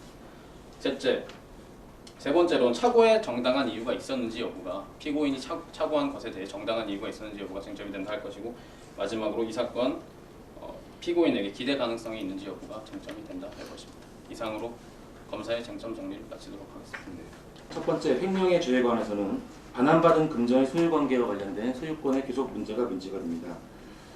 그리고 이모기에게 여전히 남아있는 채권을 민사관계로 볼 것인지 아니면 형사관계로 볼 수 있을지의 문제도 판단을 해봐야 합니다. 또한 2014년 6월 20일 날 반환받은 금전을 사용한 부분에 대해서 혹시 그 피고인 김동방에게 특별한 사정은 없었는지에 대한 부분도 검토해 볼 것입니다. 두 번째, 권리행사 방해의 점에 대해서는 형법 제323조의 자기의 물건에 해당하는지 여부, 형법 제323조의 타인의 점유 또는 권리의 목적이 된 물건에 해당하는지 여부, 그리고 건물 철거가 구체적인 위험성을 야기시켰는지, 구체적 위험 발생에 대한 고의가 인정되는지, 피해자의 승낙 등이 인정할 수 있는지, 또는 법률의 착오로서 법률의 착오나 위법성 조각서의 전제 사실의 착오로서 책임 조각 사유가 인정되는지 문제가 됩니다. 세 번째, 강제추행과 관련된 점에 대해서 말씀드리겠습니다. 강제추행과 관련된 점에서는 강제추행과 단순추행과의 구별, 상고를 곤란하게 할 정도의 폭행 또는 협박이 존재하였는지, 피고인에게 폭행 또는 협박에 의하여 아동 청소년을 추행한다는 고의가 있었는지, 피고인이 피해자가 아동 청소년임을 인식하였는지, 공중 밀집 장소에서의 추행죄가 성립하는지 여부가 주요 쟁점입니다. 피고인이 상해의 고의가 있었는지, 피고인이 정당방위로서 위법성이 조각될 수 있는지, 피고인에게 착오는 없었는지, 있었다면 효과를 어떻게 볼 것인지, 피고인의 행위가 사인의 현행범 체포행위로서 정당행위로 위법성이 조각될 수 있는지, 피고인에게 기대 가능성이 없어 책임이 조각되는지, 양형의 조건에서 참작될 수 있는 것은 무엇인지, 마지막으로 본 죄의 구성요건 및 형벌 부분이 위헌은 아닌지가 주요 쟁점이 되겠습니다. 이상으로 주요 쟁점 정리를 마치겠습니다. 검사 측 의견 진술 시작하겠습니다. 먼저 이 사건 횡령의 점에 관하여 타인 소유, 자기 점유, 위탁 관계가 문제가 되는데 이에 대해서 먼저 민법 이론으로는 금전은 점유가 있는 곳에 소유가 있다라는 민법 이론이 있습니다만은 형법상 횡령죄는 신임관계, 정적 안전을 보호하는 기능이 크므로 이러한 민법상의 원칙을 형법상에 그대로 적용돼야 될 이유는 없다고 봅니다. 그리고 대법원 97도 666 전원합의체 판결에서도 채무자에 대한 양도 통지 전에 양도인이 수령한 금전을 양도인과 양수인 사이에서는 양수인의 소유에 속하고 양도인이 양수인을 위하여 채권 보전에 관한 사무를 처리하는 점이 있는 것을 고려하면 양도인의 이를 양수인을 위하여 보관하는 관계에 있다고 하여 민사법의 일반 이론과는 다르게 형사법적으로 타인 소유를 인정하였고 자기 점유를 인정하였고 또 보관 관계까지 인정하였습니다. 따라서 이러한 형사법적의 독자적인 금전의 소유권 기속 관계와 대법원 전원합의체 판례 태도에 의하면은 이 경우에는 횡령죄가 성립한다고 봐야 할 것입니다. 다음으로 권리행사 방해의 점에 대해서 말씀드리겠습니다.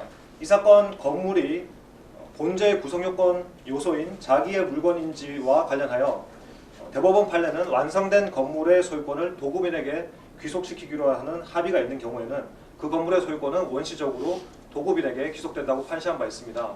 이러한 판례 법리에 비추어 이 사건 사실관계를 보면 피고인은 하수급인인 김가불에게 직접적인 채무 관계를 부담하지 않음에도 불구하고 김가불의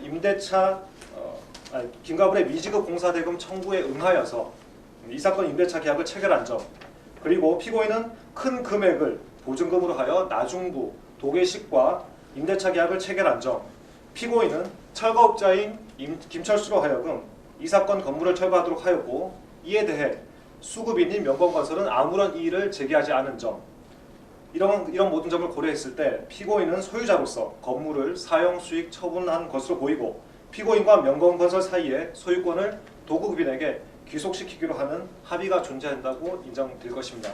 임대차 계약은 통정 허위 표시로 무효를 하는 2000다 24,184 판결의 법리는 상가 임대차 보호법이 적용되지 않는 이 사건 근린생활시설을 목적으로 한 임대차 계약에는 적용되지 않고 따라서 이 사건 임대차 계약은 유효합니다. 설령 이 사건 3억 원의 기존 채권 회수를 목적으로 하는 임대차 계약이 통정 허위 표시로서 무효라 하더라도 그와 같은 당사자 간의 계약에는 최소한 담보 목적의 비전형 계약으로서는 계약이 포함되기 때문에 앞서 본 2000다 24,184 판결에 의하더라도 24,184 판결에서도 통정 허위 표시로 무효가 되어도 채권 담보 목적이 소멸되었다고 보지는 않는다는 취지로 같은 취지로 판결하고 있습니다. 따라서 이 사건에서 피고인과 김가불의 임대차 계약은 담보 목적의 비전형 계약으로서는 유효하다고 할 것이므로 본죄가 보호하는 채권이 존재하는 것입니다. 따라서 피고인의 손괴 행위는 본죄를 구성합니다.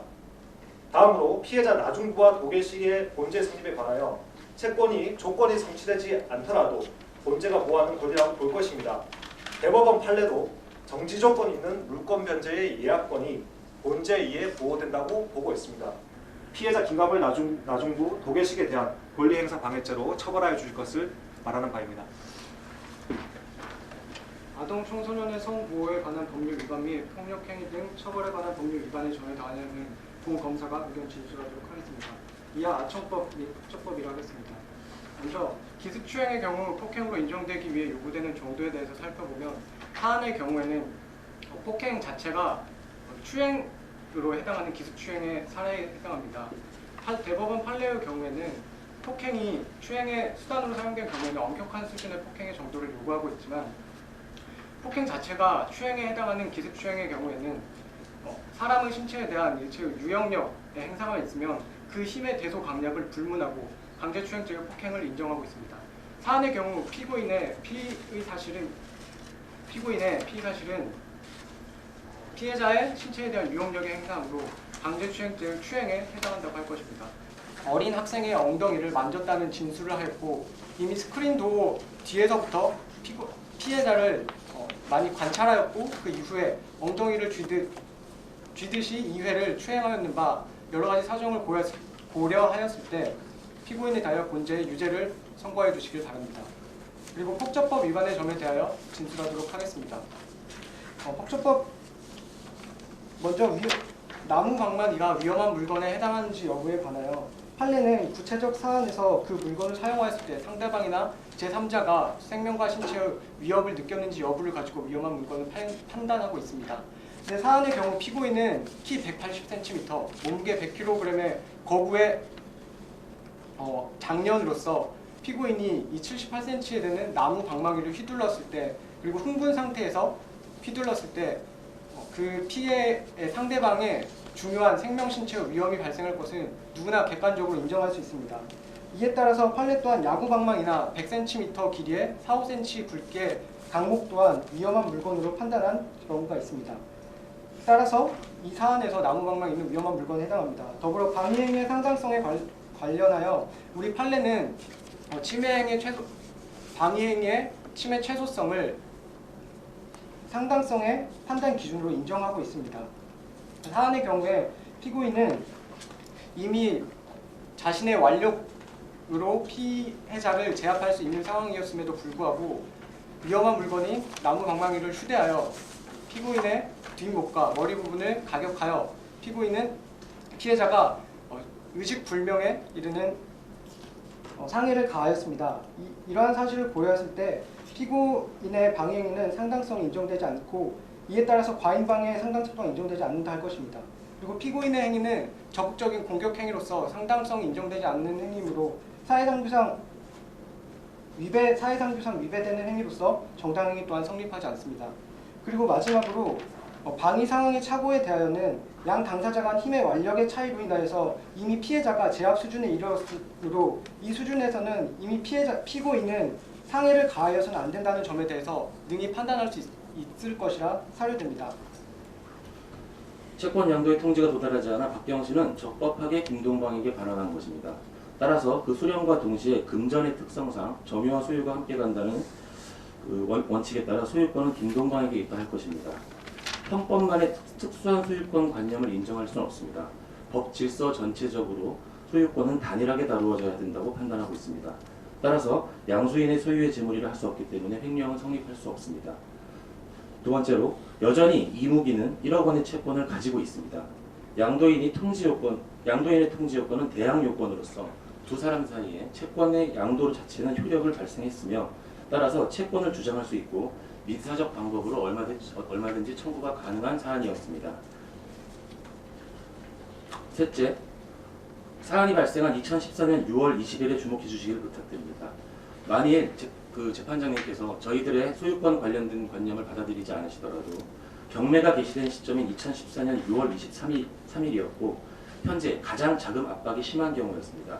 적법하게 반송된 금액을 일단 사용하는 부분에 대해서 피고인의 그 정상 상황을 최대한 고려해 주시기를 부탁드립니다. 임대차는 사용 수익을 목적으로 하는 권리이므로 건물이 완공이 되지 않으면 점유를 확보하지 못하게 되므로 계약의 의미가 없다고 볼 것이며 나중부 도계식과의 임대차 계약은 조건이 성취되지 않았다고 볼 것입니다. 도계식에 대해서와 같이 계약금만 지급된 경우에는 계약의 구속력에서 훨씬 자유로운 상태입니다. 따라서 이러한 경우는 순수한 채권 관계로 보아야 할 것입니다. 예컨대 구두로 약정을 한 경우 또는 약정서만 작성한 경우 계약금만 수수된 경우 이런 식으로 무엇인가 계약의 단계에 나아감에 있어서 어느 정도의 그 상황을 그 권리행사 방해죄로 포섭할 부분인지에 대해서 형사 범죄는 가장 최소 침해하고 보충성의 원칙에 따라야 한다는 원칙에 따라 피고인의 변호인들은 권리행사 방해죄를 매우 좁게 해석해야 한다고 보고 있습니다. 다음 이어서 세 번째와 네 번째 점에 대해서는 3번 변호인께서 말씀해 주시겠습니다. 다음으로 아청법 강제추행 위반의 공소사실에 대해서 말씀드리도록 하겠습니다. 먼저 폭행 또는 협박으로 아동 청소년을 추행하여야 할 것임을 요하고 있습니다. 상대방의 의사에 반하는 유형력이 있는 이상 그 힘의 배소 강력을 불문한다는 판례의 입장은 첫째로 강제추행의 범위를 지나치게 확대하고 있는 것이며 둘째로 강제추행과 법조형이 같은 중강제추행에서 항거 불능을 규정하고 있는 점과 균형이 맞지 않는다고 보입니다. 세 번째로 엉덩이를 쥐듯이 2회 만진 행위만을 두고 항거 불능하다. 그것이 바로 항거 불능한 폭행 협박을 가했다라고 평가할 수는 없는 것입니다. 그리고 피해자가 아동 청소년인 경우에 첫째, 범행 당시 피고인이 인식하지 못하였는데도 불구하고 본 죄로 처벌하는 것은 결과 책임에 어긋난 것이라고 생각합니다. 이 부분과 관련해서 법을 공부한 저희들 입장에서는 이것이 사기죄의 사실 예비 또는 앞으로 사기로 나아갈 수 있는 부분이라는 것을 충분히 알고 있었습니다. 하지만 이러한 그 범죄의 예비라는 사실이라든지 사기죄는 예비죄가 처벌되지 않을 뿐더러 그 검사 측에서 공소 제기된 사실에 있어서만큼은 피고인의 억울한 부분에 대해서 변호인들이 법리적으로 그것을 따져보는 것이 옳다고 판단을 했고 따라서 권리행사방해죄에 대해서 소유권의 부분에 대해서 그렇게 다투게 된 것입니다. 그 성계 그 액수가 무려 80억 되는 그런 30억, 20억 하여튼 그렇게 되는 그 행위면 뭐 굉장히 나쁜 거를 지금 자인하는 변론을 하신 거거든요. 검사가 기소의 이유를 설명을 했어요. 예. 근데 검사는 그런 피고인의 주장에 대하여 아직 이런 방법 지적을 하지 않아서 재판부에서 좀 궁금해서 여쭤보는 거죠. 그 성계에 해당하여 그 위법의 정도가 더 크다고 볼 수 있으나 성계에 해당하여 내릴 수 있는 판결의 최대치보다 권리행사 방해죄로 부여하여 그게 법적이 3년으로 알고 있습니다. 권리행사 방해는? 권리행사 방해는 6년으로 알고 있습니다. 그 차이에서 기인한 것이라고 생각합니다. 저희 이제 검사 측 의견은 징역 3년 이상의 형이 선고되어 마땅하다고 이 구체적 사실관계를 파악하여서 통계가 아닌 권리행사 방해죄로 기소하게 된 것입니다. 임대차를 하였다는 것 사정만으로 소유자가 아닌 자도 임대차 계약을 할 수 있는 것이 사실입니다. 그 변호인의 주장대로. 하지만 실제 거래계에 있어서는 소유권자가 대부분 임대차 계약을 체결하는 것이 사실이고, 앞서 말씀드렸던 부산지방법원 하급심 판례에서도 임대차 계약을 체결한 점과 그 건물을 실제 관리한 점을 들어서 형법상 소유의 개념을 인정하여 하급심에서 그 소유를 인정한 판례를 앞서 말씀드렸습니다. 또한 변호사 측에서는 권리행사 방해죄가 추상적 위헌범이라고 볼 수 있는 근거가 없다라고 주장하였으나, 실제 판례에서 공장에 대한 저당권이 설정되어 있었는데 이 공장 안에 있는 물건들을 밖에 내놓은 사정만으로 권리행사 방해죄가 이미 성립한다라고 보았던 이 판시 상황에 비춰 본다면 권리행사 방해죄는 추상적 위헌범이라고 추상적 위헌범으로 판단되어야 할 것입니다. 그리고 강제추행과 관련된 점에 관해서는 아청법상 강제추행과 관련돼서는 아동이라는 점에 대한 인식이 없었다라고 변호인은 계속해서 주장하고 있지만, 피고인은 수사 과정에서 이미 어린 아이의 엉덩이를 쥐듯이 만진 것에 대한 잘못은 인정한다라고 주장하였고, 앞서 이 본 법정에서 말했듯이 그에 대한 증거 동의가 모두 이루어진 상황에서 이에 대한 인식이 없었다라는 변호인의 주장은 이유 없다 할 것입니다. 또한 위험한 물건에 대한 판례의 설시를 살펴보면 당구공으로 머리를 2대 톡톡 때린 경우가 위험한 물건에 해당하지 않는다라는 판례의 설시는 단순히 어떤 물건이 위험하느냐 아니면 위험하지 않느냐가 아니라 실제로 그것에 당하는 피해자가 그거에 대해서 위험감을 느꼈느냐 안 느꼈느냐로 판단하고 있다는 점을 한시 생각해 주시기 바라겠습니다. 네, 최종 변론 마치도록 하겠습니다. 네, 수고하셨습니다. 증거 동의하고 죄를 인정하며 반성하고 있다는 점을 먼저 밝혀드립니다. 그리고 횡령죄에 있어서 이 사건 채권 양도 계약을 해서 양도인이 먼저 돈을 받아서 사용해버렸지만 여전히 유효하게 채권 채무 관계는 남아있고 양수인도 양도인에게 청구할 수 있다는 점, 그 점을 먼저 고려해 주시기 바랍니다. 그것은 무엇을 의미하겠습니까? 역시 그것은 민사사건을 이미 말하고 있습니다. 이 사건이. 권리행사 방해죄도 마찬가지입니다. 권리행사 방해죄도 역시 보증금을 다시 받을 수만 있다면, 다시 받을 수 있는 채권이 여전히 존재합니다. 그리고 그것이 채권이 검사 측에서도 주장하였듯이 임대차 관계가 무효라고 했음에도 불구하고 그 건물 철거로 인하여서 임대차 관계가 임대차의 권리행사 방해가 될 위험성이 없다고 보입니다. 또한 아청법에서도 재판장님께서 고려하실 점은 정말 이 8세 초등학생이 있는 점과 노모와 가정들을 지키기 위한 이 방위행위였던 점, 그리고 마지막으로 폭처법 위반 점에서 사회윤리적 제한은 역시 검사가 주장하는 사회윤리적 제한, 극히 도발적인, 극히 경미한 침해는 아니었다는 점을 밝힙니다. 이상으로 모두 무죄인 점을 재판장님께 간곡히 선처를 호소드립니다. 성실하게 주어진 쟁점에 관해서 자기 입장을 잘 밝히고 요령껏 변론을 잘 했다고 생각이 됩니다. 그런 주장에 대해서도 이유가 없다고 하겠습니다. 원고 스스로 이행 청구 등의 시용 중단 등의 행위를 하지 않고, 또 다른 권리 구제, 예를 들면 민소법 제366조나 343조의 서증 신청 방식 등의 다른 권리 구제 방식이 있었음에도 불구하고 그런 권리 구제 절차를 취하지 않은 자기 책임에 따른 그 불이익을 피고에게 주장하는 것은 타당하지 않다고 할 것입니다. 마지막으로 설사 원고의 주장이 모두 인정된다고 하더라도 피고 측은 과실상계를 주장하겠습니다. 이상 제 변론을 마치겠습니다. 이제 결국 원고가 피고에게 추가적으로 5천만 원에 대한 손해배상을 청구한 근거와 관련돼서 청구 원인을 채무불이행 또는 불법행위 이렇게 구했는데요. 채무불이행의 원인을 망인과 피고 사이의 서비스 이용 계약에 따른 채권자 지위의 승계에 따른 의무 이렇게 이야기를 했는데 그 채권자적 지위가 당연히 승계된다고 보는 근거는 어디에 있나요?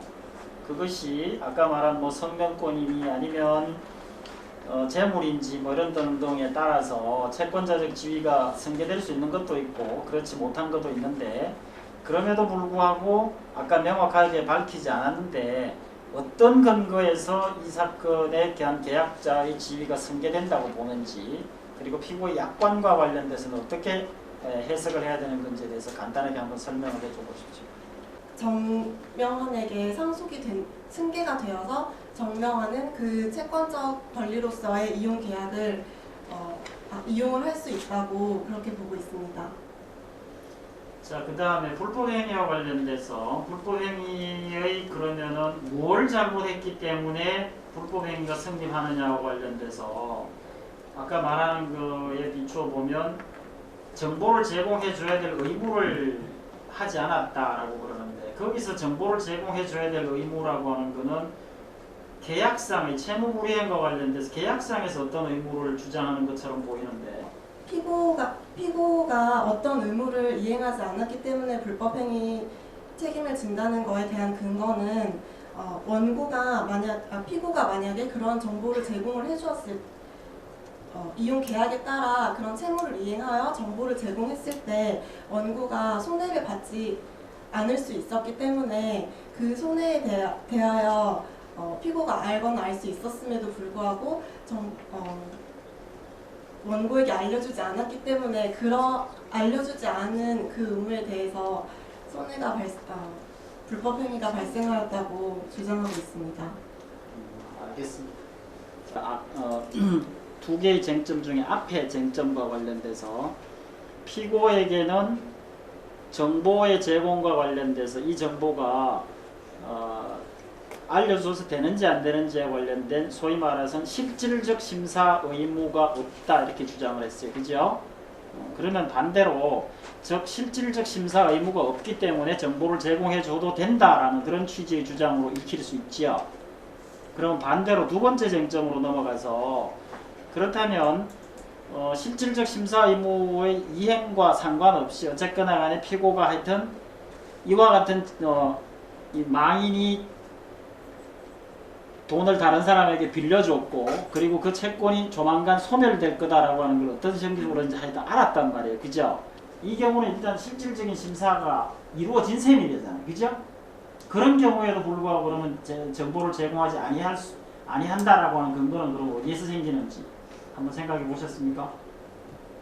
첫 번째로 정보를 제공하는 대상이 처음에 불법행위 손해배상과 관련해서는 수사기관이라는 점과 두 번째 정보 제공 요청의 경우는 그 침해되는 기본권의 대상자가 한순진이라는 사인이라는 점에서 좀 다르게 평가해야 된다고 생각을 했습니다. 수사기관의 경우에는 피고보다 더 전문적인 집단이고 그리고 그 법률을 평가할 수 있음이 아까 평가함에서 공공성도 인정되는 그 대상임에 반해서 그 원고와 한순진의 같은 경우는 그러니까 첫 번째 청구는 그 범죄의 문제라는 그 범죄 문제와 관련해서 정보를 제공할 건지 말 것인지를 판단하기에 피고에게 그 전문성과 판단을 인정할 수 있는 그런 능력이나 역량이 부족하다고 볼 수도 있지만 두 번째 정보 제공과 관련해서는 굳이 피고가 법률 전문가가 아니라 하더라도 그리고 한순진이 만약에 이 정보를 제공할 경우에 민형사상 조치를 취하겠다고 이미 피고에게 검토해달라는 의견을 표시한 상태에서 이 정도의 판단은 실질적 심사 의무와 상관없이 그러니까 실질적 심사 의무가 있다 없다의 문제를 떠나서 첫 번째는 실질적 심사 의무를 하더라도 피고가 판단하기 어려운 문제이지만 두 번째 같은 경우는 피고가 충분히 법률적 전문가가 아니라 하더라도 판단 가능한 문제이기 때문에 두 개는 기준에 있어서 좀 다르게 평가해야 된다고 생각합니다. 금지된 유추는 안 되지만 허용된 확장은 가능하다고 볼 때 그러면 이와 같은 이메일, 전자우편의 경우에 대해서 물권법정주의라는 이유만으로 거기에 따라서 당연히 물건에 대해서도 그와 같은 확장이 불가능하다라고 해석하는 근거는 어디에 있는 건지요? 제가 아까 주변에서 잠깐 언급해 드린 것인데 물론 그런 의미에서 정보를 물건의 객체로 보지 않는 것은 부당한 사례도 인정되고 있습니다. 그래서 저희도 입법을 통해서 이것이 해결된다면 가장 좋다고 생각합니다. 피고 같은 경우에 아까 말씀드린 것처럼 만약 원고의 청구를 인정하게 돼서 물론 저희도 원고에게 이 정보를 제공해주고 원고가 이로 인해서 자신의 권리를 보전한다면 저희에게도 좋은 일입니다. 그래서 제공하지 못한 것에 대해서는 안타깝게 생각하고 있습니다. 그러나 만약에 저희가 원고에게 이 정보 제공을 하여서 만약에 선례를 남기게 되면 저희는 저희의 본래 업무를 할 수 없을 정도로 엄청나게 많은 똑같은 청구를 당할 수 있습니다. 물론 그 청구로 인해서 저희 업무가 마비된다는 점이 저희가 정보를 거부할 수 있는 사유가 될 수 있는 것은 아니지만 만약에 그 상속인이 선량한 상속인만 있는 것도 아니고 이를 피상속인의 정보를 악의적으로 사용하는 사람이 있을 수도 있으며 이거를 마치 자기가 상속인인 것처럼 그렇게 참칭하여서 피상속인의 개인정보를 빼서 악용하는 사례도 있을 수 있습니다. 여러 가지 사회 문제와 그런 것들이 여러 가지 사회 문제와 위험을 안고 있는데 이런 것들을 법률의 규정도 없이 무작정 인정할 수는 없다고 봅니다. 따라서 이게 인정할 필요성이 있다 하더라도 법률의 규정으로 해결을 해야 하고 그리고 악용과 오남용의 필요성이 있기 때문에 이를 적절하게 제한할 수 있는 것 또한 법률에 함께 마련이 되어서 해결해야 할 사회적인 문제인 것이지 법률의 규정이 없는 상태에서 필요성이 있다는 이유만으로 그냥 그런 제한도 없이 허용하는 것은 위험 부담과 그리고 위험 부담이 있다는 점에서 허용할 수 없다고 생각합니다. 그래서 앞으로 가이드라인이 제시되거나 법적으로 해결이 된다면 더더욱 좋을 것이라 생각합니다. 그렇기 때문에 더 이상 수사기관에 대한 개인정보 제공을 단순한 사익의 제한이라고 할 수는 없습니다. 정보사회에서 수사기관에 대한 개인정보 제공은 정부에 대해 비판적 시각을 가진 정치적 소수자들에게 더욱 엄격하게 영향을 미치고 이는 곧 정보인권의 첫 번째 핵심적 요소인 익명표현의 자유를 크게 위축시키며 종국적으로 다양한 계층의 비판과 평가를 통해 발전하는 민주주의의 근본적인 침해가 됩니다. 그러므로 이로 인한 원고의 정신적 손해에 따른 정당한 보상에 대한 판결을 구하는 바입니다. 인터넷이 보급된 것은 불과 20여 년에 지나지 않았습니다. 90년대 후반 Y세대라 불리는 디지털 1세대들은 인터넷을 우리 생활 가까이에 끌어들이기 위해 노력을 하였습니다. 그리고 지금 포스트 디지털 세대라 불리는 디지털 2세대들은 1세대가 남긴 기록을 처리하는 방법에 대하여 논의를 하여야 할 과제를 마주하고 있습니다. 2010년 천안함 사건의 유가족이 고인의 미니홈피를 추모 공간으로 활용하기 위하여 디지털 계정 정보 제공을 요청한 것을 시발점으로 하여 우리나라에서도 디지털 유산의 관리 및 처분에 관한 논의가 지속적으로 이루어지고 있습니다. 디지털 유산은 단순한 사적 가치의 측면을 넘어서 사무의 처리, 저작물의 생산 등 다양한 가치를 포함하고 있지만 여전히 그 처리 방법에 대하여는 백가증명의 상태입니다. 존경하는 재판장님 그리고 배석 판사님, 급속하게 발전하는 정보화 시대에 있어서 디지털 자산의 가치를 인정하고 디지털 유품의 관리 및 처리 기준에 초석이 되는 판결을 내려주시기 바랍니다. 이상입니다. 존경하는 재판장님, 본 사건은 본질적으로 개인정보, 그 중에서도 디지털 정보와 관련된 법적 분쟁에 관한 것입니다. 원고의 손해배상 청구와 이메일 계정 정보 및 전자우편 제공 청구는 서로 별개의 사안이 아니라 사이버 공간에서 발생하는 헌법상 기본권 제한 문제라고 볼 수 있습니다. 법의 적용 및 집행은 그 구성 요건 및 효과가 관계법령에 명확히 규정되어 있는 경우에 한해 구체적 타당성 및 법적 안정성의 조화를 모색할 수 있습니다. 원고의 손해배상 청구권에 관해서는 관계법령의 해석상 명백히 피고의 통신자료 제공 거절 의무와 검토 의무가 도출되지 않습니다. 문헌상 재량사항을 의무 규정으로 해석하는 것은 피고에게 기대 불가능한 것을 요구하는 것입니다. 이러한 문제는 입법을 통해 해결하는 것이 바람직할 것입니다.